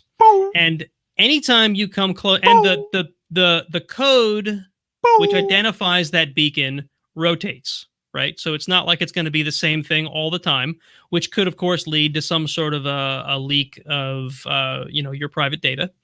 Because if you walked by the same shop 6 times in a week, right, and that shop is listening for beacons, they could see, oh, that ID has walked past this shop. So I mean, whatever. That's just my cooked up example. But the beacons do rotate. The ID on the beacons do rotate. But of course, the phone keeps track of it, and there must be some central way that it tracks who's had what beacons at what times. Yeah, the friggin' cloud. Right. I read the article. Don't be fooled that you can't trace exactly. Oh, yes. So the way this works, right, is, as you might guess from the way I've been describing this, I'm not turning it on, by the way.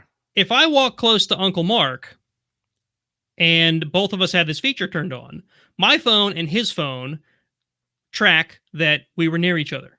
Okay? So, just say we walked by each other in the park, right? Or just say we sat on a park bench. This creeping around me on a park bench. Right. This is the example they man. use in the article. If 2 people sat at the opposite ends of a park bench, practicing proper social distancing, right? They made a point of saying that, and had a conversation, and then 10 days later, one of the 2 members of that conversation are diagnosed with COVID-19. That's going to be Nate, by the way. And they report it.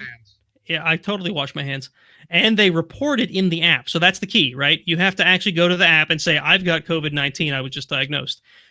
Your phone will then report back and say, these are all the people you've been in contact with in the past 14 days when you may have been contagious. Okay? And then all those people will get a ping that doesn't tell you who that you were contacted, like who you were near. It'll simply say, hey, you were near somebody that is now positive for COVID-19. And, you may want to know that because you could have been exposed in the past 14 days. Now, at face value, this sounds like a very valuable thing, okay? It helps us not just track exposure for things like COVID-19, but possibly other serious diseases. The problem is this is a huge, and I mean huge, privacy concern. And on top of that, in my opinion, it's going to be only as accurate as the participation that you get. So if I decide that's intrusive for me, I'm not turning that on, and then I go and I'm near 10,000 people because I get around, right? And then in 10 days, I'm diagnosed with COVID-19. Those 10,000 people get nothing. They get no notification because I didn't turn it on. So on one side, it's like, do they force people to turn this on? Which I'm going to say, no, that's a very bad idea. On the other side, is it worth the violation of privacy for a system that's going to be inaccurate at best? Well, of course, it actually gets more accurate the more compulsion and coercion is involved. I mean, that's kind of the problem, right? Right. So Nate, at what point do you stop prioritizing yourself? I guess is really the question. Without a good contact tracing program, we're going to have problems going back to what we might consider a normal way of life. Now, you're right. There's a huge privacy concern here. But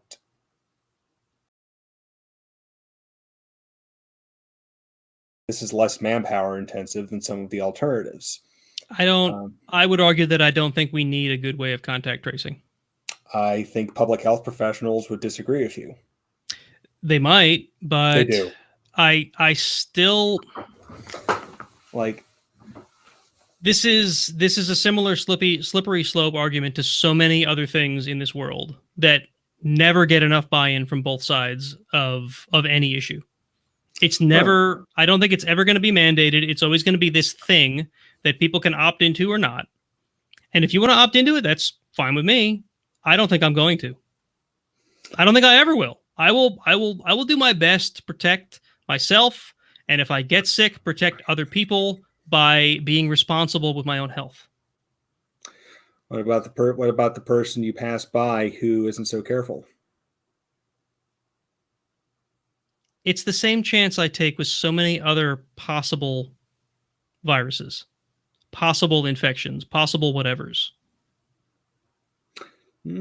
So yeah, I'll play along. So when's the last time you were in regular risk of being exposed to a virus with this way of passing, this mortality rate, and the almost complete lack of prevention, a cure, or effective treatment?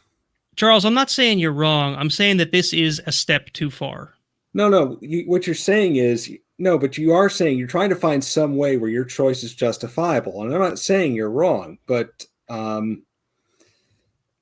like, we're going to have to make some sacrifices here if the country's going to go back to normal, which does not mean throw our privacy away, but it does mean I think we have to go a little bit further than the principled my privacy is important stand. I think we have to push a little harder on that. Except we've been giving up our privacy for years. We have. And I think some of us have been saying that for years and people haven't been listening. And this is one of those things where I'm kind of like Nate. I'm crying enough on this one because you can say that it's anonymous as much as you want, but it really isn't. Oh, I'm sure they won't do it right. If it knows which phones to contact, that means that basically some idiot in the government can know where I've been, for a period of 15 to 30 days. And that's assuming they actually delete the data. And I mean, they know that anyway. Do they? Yeah. You can get that off cell towers. I mean, unless you're being real careful with how you use your phone, yes. A cell tower isn't going to give you direct information as to who you've been in contact with. That could give you information as to who you've been within a couple 100 feet of, maybe a couple miles of. That's not this kind of data. Look, I don't love it, but I also don't particularly love heading into the fall with no vaccine, no real effective treatment, no good testing regime, and no contact tracing. Yeah. Cool. I mean, if we want to say, all right, well, we gave away all our privacy to Facebook, but now that it's anti-pandemic, here's the line in the sand. Like, no, okay. That's not what I'm saying. Sure. That's not what I'm saying. But this is what people will say. I'm not saying that it's because of the pandemic that it's not okay. I'm saying that this is a step too far. Like who I talk to on Facebook is not literally tracking physically who I've been near. Right? You can't tell me that data is not going to get abused. You can't tell me that data is not going to get eventually used for advertising and spamming and like freaking private investigators that are looking for dirt on politicians and whatever. This is going to be abused, and it's a bad idea. It's a bad idea. Nate, of course it's going to get abused. We can't walk open-eyed into a system that we know is going to be abused and say, oh, it's fine because of the pandemic. Why not? We do that all the time.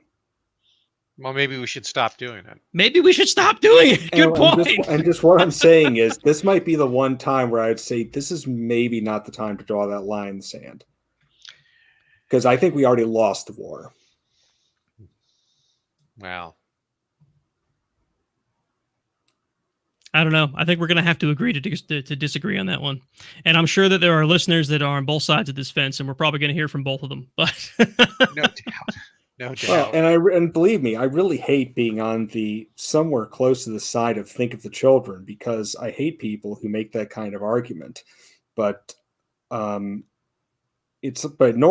we say, oh, when somebody think of the children, it's usually some, faux moral outrage where there's not actually a problem. Like the D&D panic or something. There's actually a problem. But here's the thing though, right? I think most rational people are taking reasonable steps anyway, right? Like One my hopes.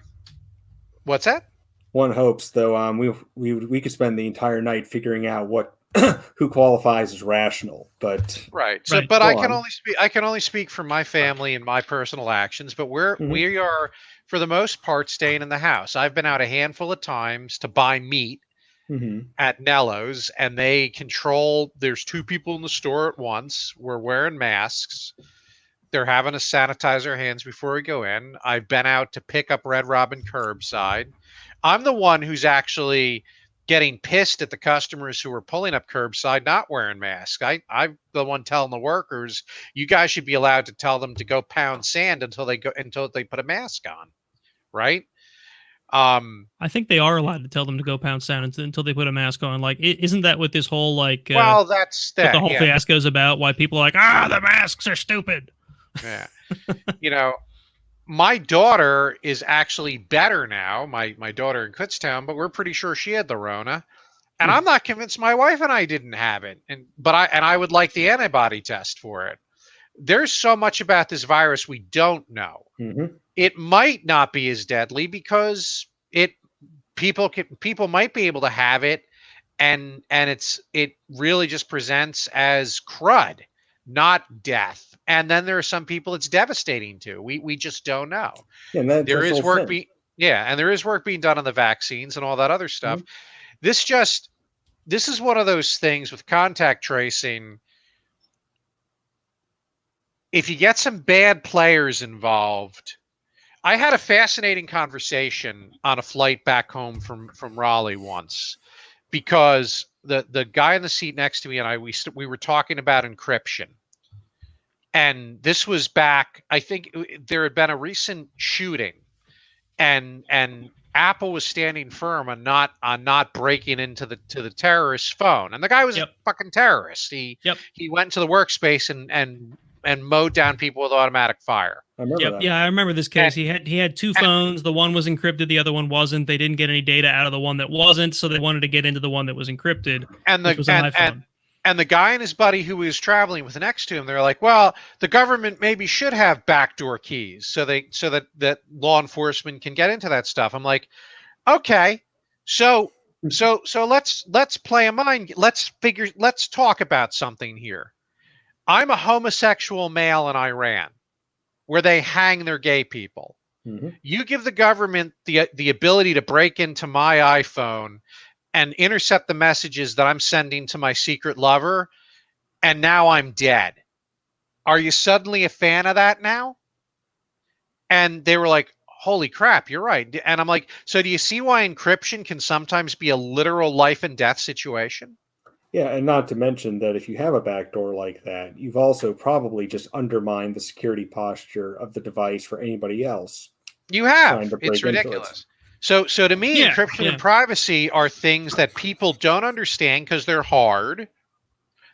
And we give up too much. We give up too much for them.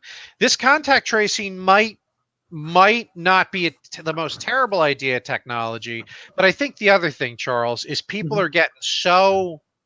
There's been so much stress and so much fear that people are getting weary, right? And there's Mhm. so much we don't know. So you're getting very emotional reactions to it. Yes, they absolutely are. I mean, I just know what I know about contact tracing is that they've used it very successfully in South Korea, which admittedly is not the United States.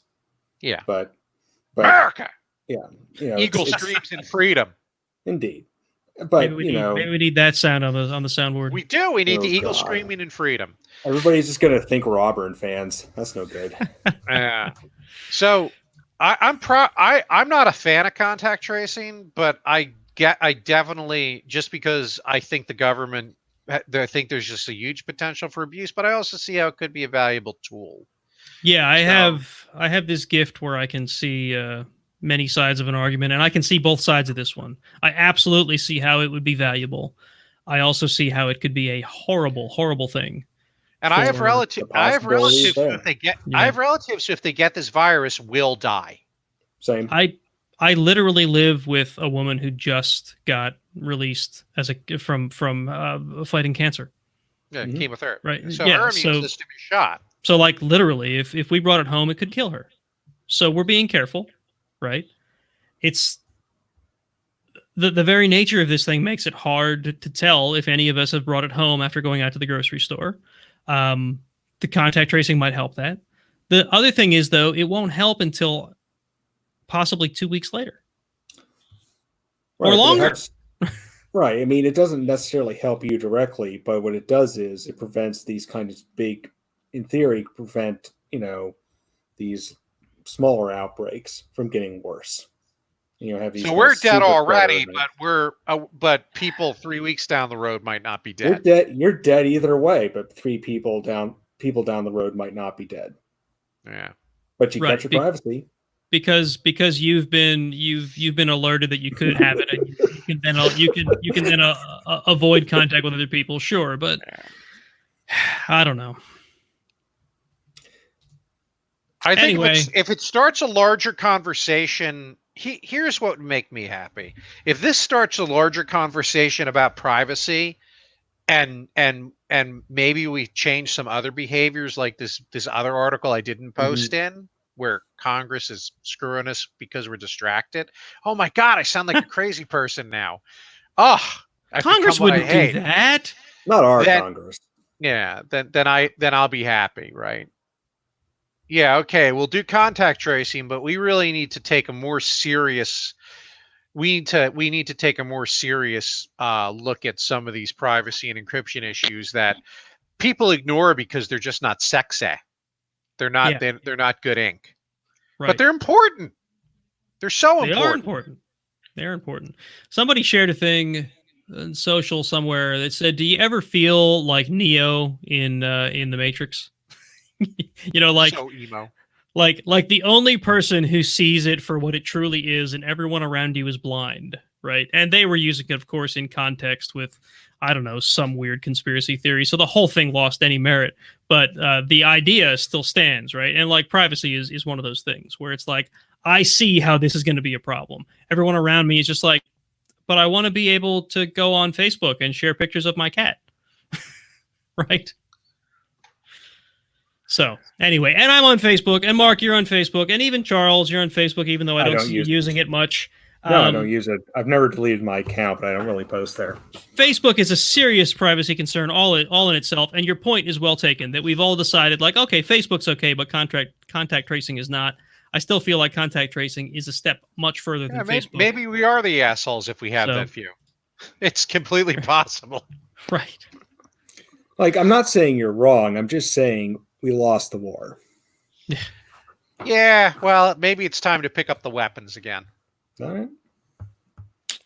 So moving on to the next article. Yeah, grenade fire! Pick up your bow! Since we have beaten that to death and probably made some enemies and maybe some friends. And a T-55. Yeah, moving on to an article from Forbes. 4,000 Android apps exposed. I don't know. They have a website. A blog now. They have a website and they release articles now. Yeah, right. They're just a blog, so people think they're legitimate. I'm sorry. So anyway, I didn't read too deeply into this article, but the headline caught me. I'm guilty. 4,000 Android apps expose millions of passwords, phone numbers, and messages. This is a bad thing. It's probably another story about some Android malware that made it past the Play Store. It's so it's an application developer platform. If the developers don't configure things securely, there's common misconfigurations that if those developers don't do, you're screwed. This sometimes makes me glad I use an iPhone right now, although that's not without its problems. It's probably a similar problem on iPhone. It's just that it hasn't been been focused on yet. well, here's the good news. Only 1.6% of all apps use Firebase.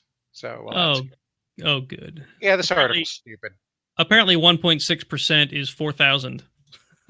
When you consider how big the Play Store is. Oh, look, there's a picture of a cat, and I don't need to be on Facebook because it's on the live stream. There you go. Hello, kitty, kitty, kitty, kitty.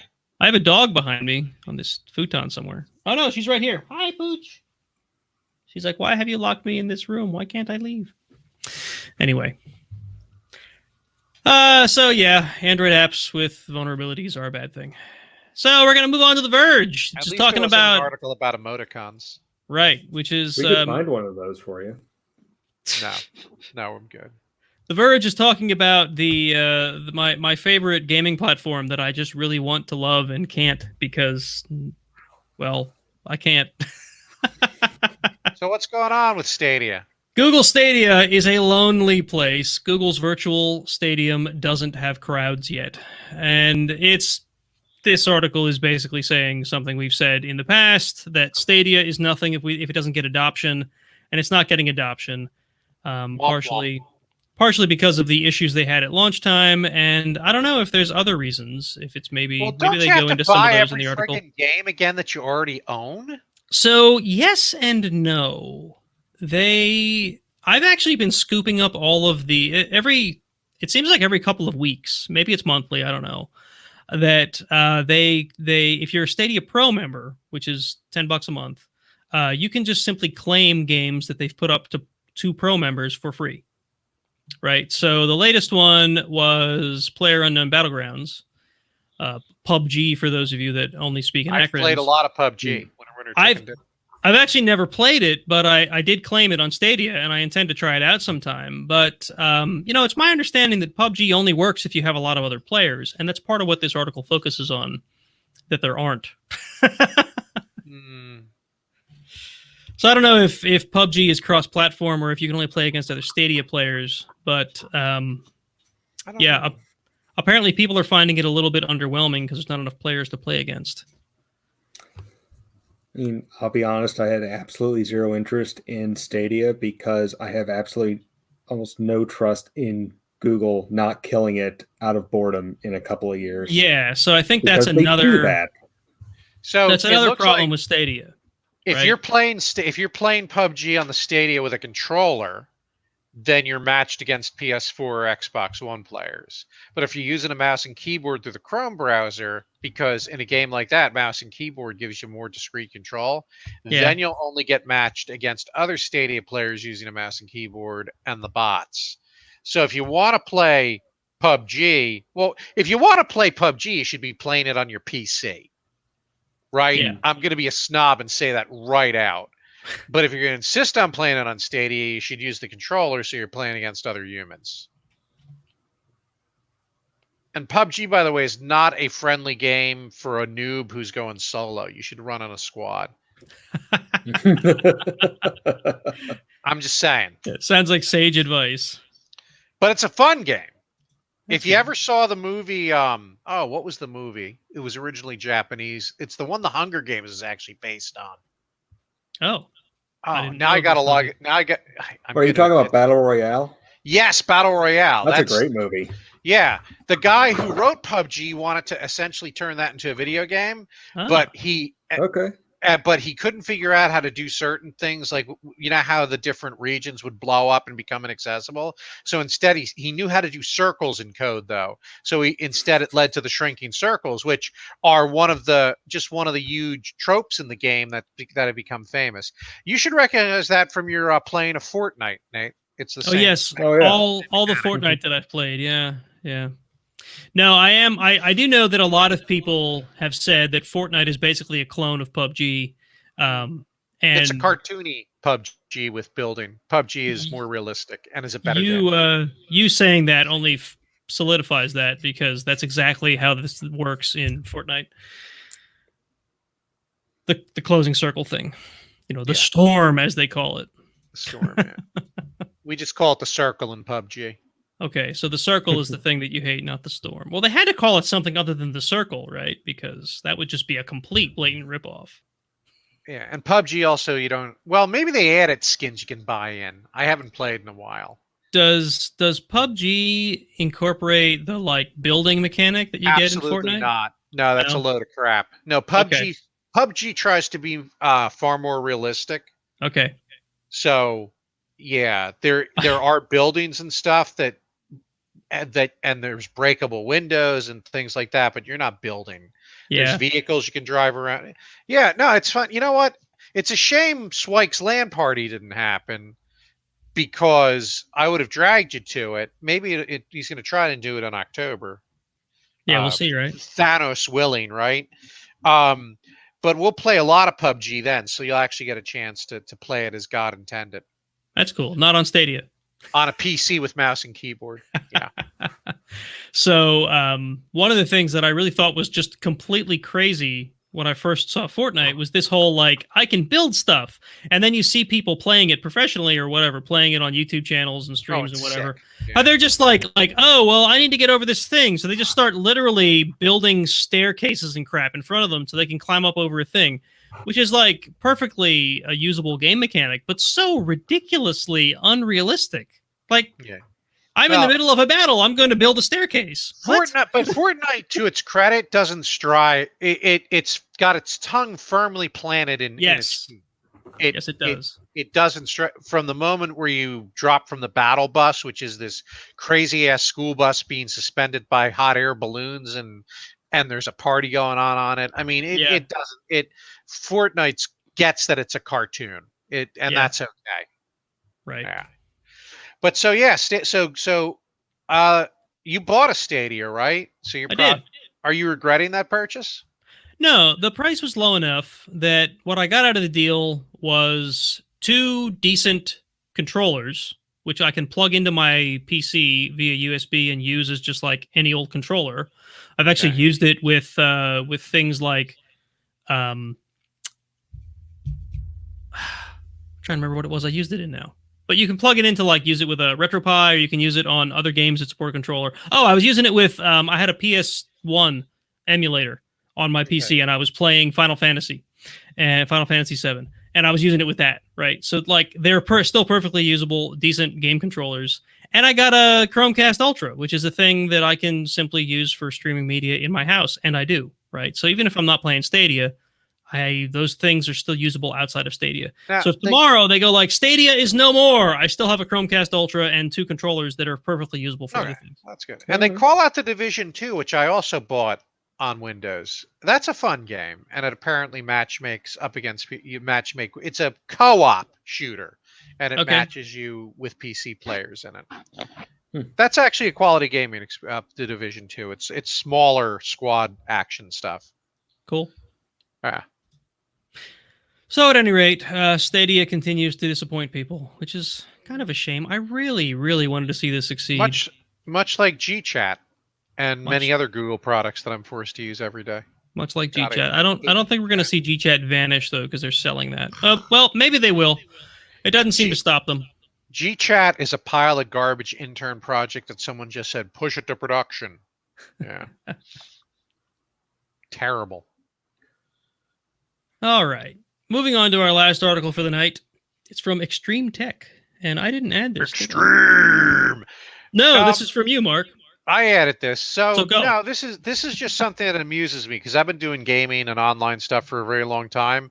And I always just it amuses me when companies are like, we're going to launch something. What could possibly go wrong? And then they get buried in new players. Like, so, you look at World of Warcraft, which sold out the physical copies almost instantly. Yeah. And, the servers melted down for literal months. Like you couldn't get on.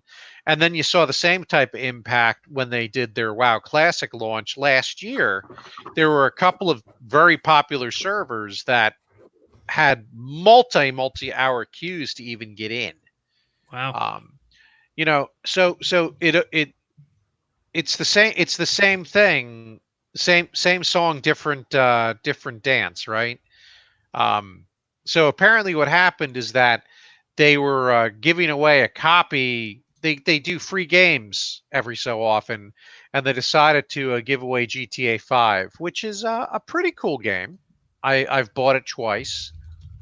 Once on the PS4. No, I've bought it 3 times. Once on the PS3, once on the PS4, and then on Windows. Although I don't think I paid full price on Windows. So I have it through Steam. But so it apparently melted down. Now, Charles, you said you were able to get right on and grab it. Or was that? No, that was Jason. That was Jason. So Jason, who's no longer here, you said you were able to get right on and grab it. That's right, Uncle Mark. I had no That's- issues. I think So that's given Jason's well-documented problems, even using a web browser to surf the internet. I'm not That is sure. surprising. I'm not sure I credit his account of getting the game, but hey, maybe. Indeed. So So yeah, it's I almost get- like capacity planning is really hard, and capacity planning is really hard. Maybe we should even do a show about, professionals. should do a show about capacity planning. You This should. sounds really familiar, Everybody just click back on almost- episode 79. almost like we did it 2-3 weeks ago. Yeah, yeah. Click on episode 79 and listen. We'll be here. We'll wait. yeah. We'll totally wait. Oh, Probably get back. not. Yeah. So at any rate, that's the news for tonight, and I think with that actually is all of the news, and the show is over. The show's over. Go in peace. We made it under 2 hours. By the time I finish the closing, Barely. it'll probably be 2 hours though. No, we're at 1:55:13. It shouldn't So. take me 5 minutes to close the show, unless I get sidetracked. That never happens, though, right? Oh, please. So anyway, folks, thanks for listening and or watching if you're watching us live on YouTube. If you want to watch us live on YouTube, you can do so on the second and fourth Thursday of every month, which we found out last week while I was trying to prepare for the show that every now and then gives us 2 weeks off between shows, which is actually kind of cool. It's almost like a vacation day. So second and fourth Thursday of every month. If you want to get notified when we go live, you should follow us on Twitter because I usually tweet before the show goes live, like right before it goes live. And also subscribe on YouTube and hit that notification bell. It'll tell you when we go live, when we create new content. So that's all good stuff. Speaking of Twitter, we are Iron Sysadmin on Twitter. You can follow us there. Also on Facebook, you can find Iron Sysadmin. We have a Facebook page, which is basically just a clone of the content I post to Twitter because I'm lazy. So you can give up all your privacy. Right. If you've chosen to give up all your One-stop privacy, shopping. you can do You that. launching on Live Journal yet, or we're can do that still on waiting Facebook. for that launch? As usual, you can find links to all this stuff in the show notes, which you can find on ironsysadmin.com or on the Libsyn page that I never publish and point anyone to anyway. So just go check ironsysadmin.com. That's the right place to go. She's We the could- friggin' Google. Google we Iron Sysadmin. Right. We You could put it on Orkut if Google hadn't killed it like 10 years ago. Yeah, good idea. Let's do that. You can subscribe to us wherever you normally find podcasts. And if you can't find us where you normally find podcasts, let us know. We'll try to get ourselves listed there because we want to get to all of the sysadmin's ears because that's our goal. And some of their other organs too, but mostly their ears. I don't know about any other organs. Ears. Yeah, I don't know. Just the ears. We're going to leave it at that. Avoid the HR problems. And don't forget, if you'd like to support us monetarily, you can do so via Patreon. And with that, I'm done talking, and it's only 1 hour and 57 minutes. We might break 2 hours tonight. Stay under 2 hours tonight is what I meant to say. But only if I stop the show. So, with that, good night, everybody, and thanks for attending / listening / watching / whatever you're doing. Yay. Ooh.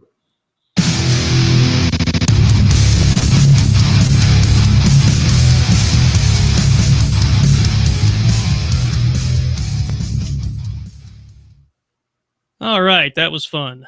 Time to end the broadcast. Good night, folks on YouTube. Thank you for watching us live. If any of you are still hanging out, it says 4. I saw it go all the way up to like 8 while we were going. That's pretty Yeah, cool. there have been That's- several. Wow. That might be a new record. Pretty cool. So So, if I logged in, could I actually respond to the live comments? indeed, you could. I've occasionally been. It's a weird idea. All right, folks. Thanks for watching. I'm going to end the broadcast, and we'll see you in 2 weeks. Hopefully.